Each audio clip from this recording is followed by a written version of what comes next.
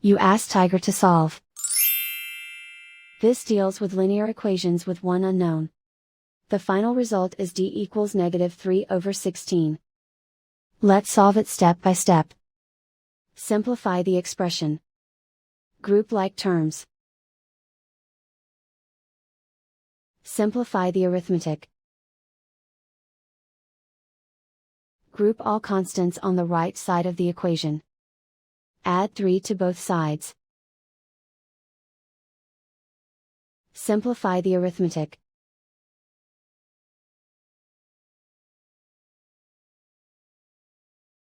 Isolate the x.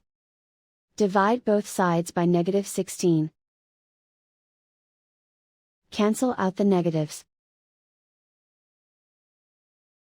Simplify the fraction. Move the negative sign from the denominator to the numerator. And so the final result is d equals -3/16.